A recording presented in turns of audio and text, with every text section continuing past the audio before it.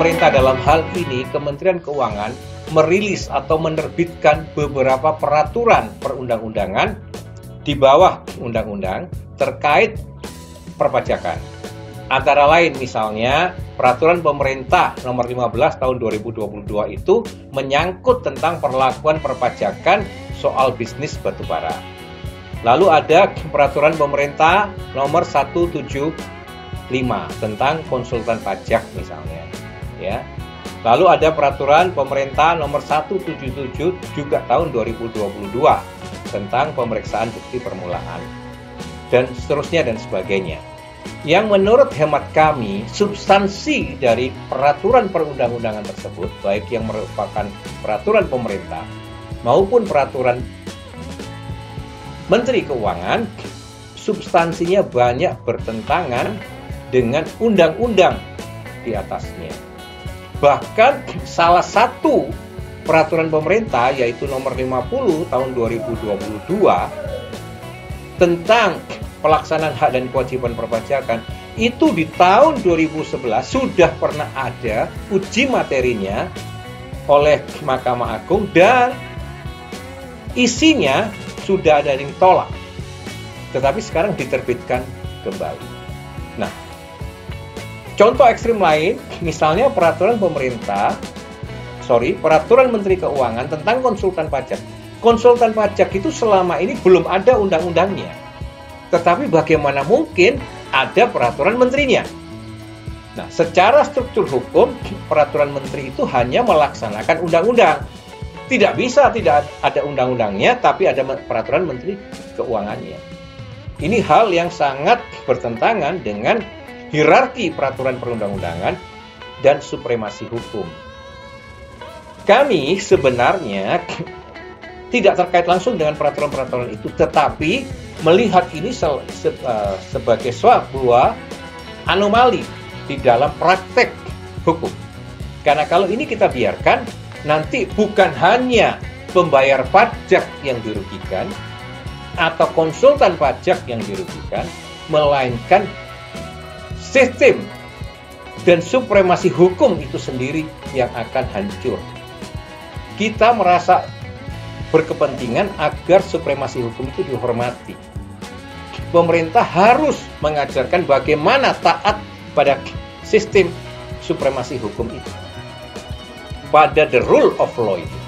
Negara Indonesia ini negara hukum. Kekuasaan tertinggi atau panglima di negara ini itu adalah hukum, bukan pemerintah.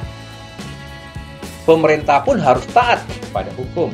Itu yang ingin kami lakukan. Maka dengan cara upaya hukum mengajukan uji material kepada Mahkamah Agung atas peraturan perundang-undangan tadi. Yang saya sebutkan tadi antara lain peraturan pemerintah dan beberapa peraturan Menteri Keuangan. Yang pertama, yang peraturan pemerintah yang nomor 50 tadi itu sudah ada uji materinya, itu sebenarnya harus tidak boleh diberlakukan lagi. Sudah ada, karena putusan MA itu harus dijalankan, bukan untuk diulang lagi, ya kan? Itu bertentangan dengan prinsip kepastian hukum. Ingat, kepastian hukum itu harus menduduki ranking tertinggi.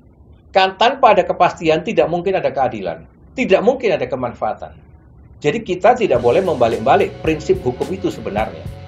Ya, pemerintah harus menyadari betul kepastian hukum itu begitu esensial, begitu fundamental untuk kehidupan masyarakat, dalam hal ini termasuk masyarakat bisnis. Jadi harus ada kepastian. Kalau itu sudah dicabut, ya sudah dicabut, nggak boleh diperlakukan lagi. Contohnya begitu. Kenapa ini dihidupkan kembali? Demikian juga peraturan tentang konsultan pajak. Nggak ada undang-undangnya kok. Bagaimana terbit peraturan menterinya? Itu kan salah satu keajaiban dalam tanda kutip. Jadi menurut Pak Beltron harus dikembalikan. Bukan dikembalikan, dicabut, dinyatakan null and void. Null and void itu artinya tidak berlaku. Dinyatakan tidak berlaku. Saya tegaskan sekali harus tidak diberlakukan ya Pak. Yes, dicabut dan tidak berlaku. Itu target kami. Tidak boleh ada produk peraturan perundang-undangan yang menyalahi sistem, baik dari menyalahi sistem yang ditentukan oleh undang-undang tentang pembentukan dan hierarki undang-undang, juga tidak boleh menyalahi doktrin ilmu hukum di dalam rangka membuat undang-undang. Contoh, di dalam peraturan pemerintah nomor 15 tahun 2022 itu. Perdagangan batu bara misalnya ditentukan harus dengan objek pajaknya itu adalah menggunakan harga indeks atau harga tertinggi itu dari indeks atau harga sesungguhnya.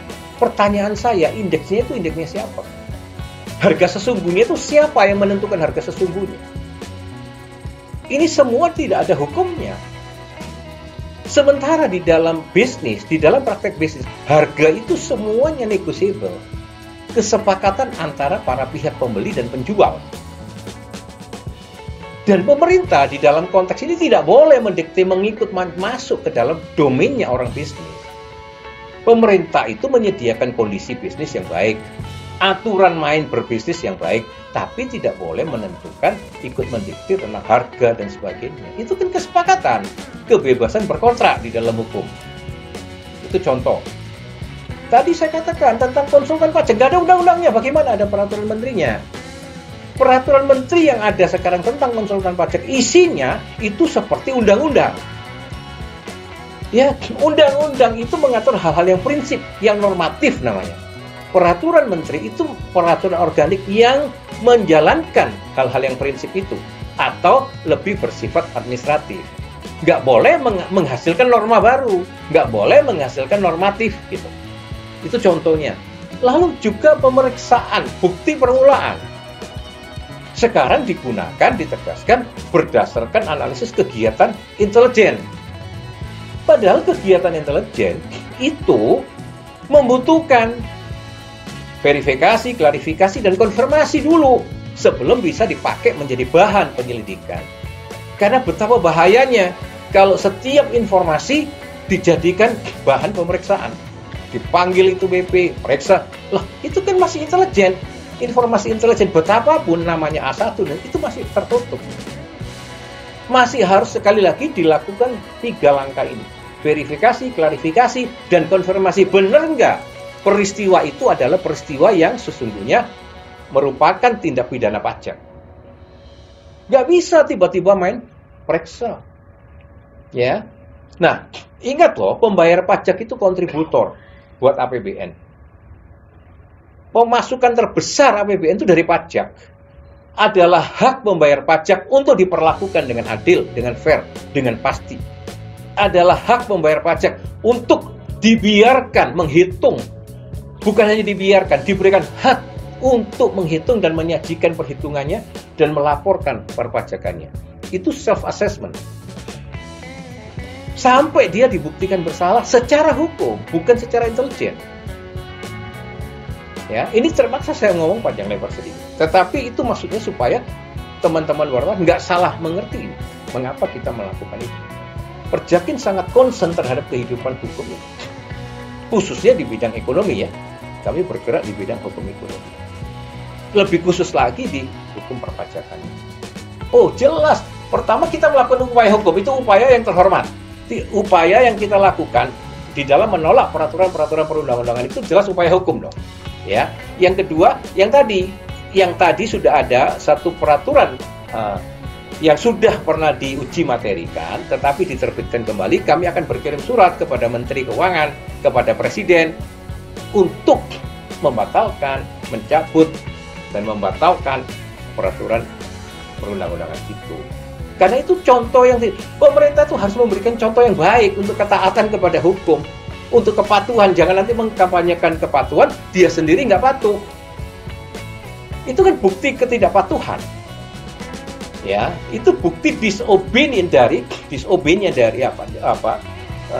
ketidakpatuhan dari pemerintah sendiri. Itu kan tidak baik untuk warga, untuk masyarakat. Dan kami akan kemukakan itu. Dan saya tidak tahu, karena ini peraturan semua adalah peraturan-peraturan perundang-undangan di bawah undang-undang. Tetapi ada satu tadi yang namanya peraturan pemerintah, bagaimanapun seharusnya Presiden tahu itu. Kenapa kok membiarkan itu? Apakah beliau kurang informasi?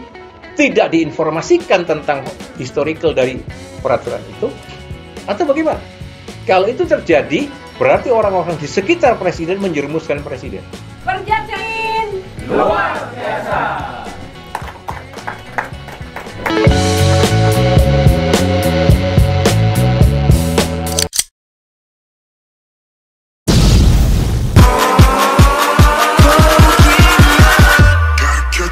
Wow.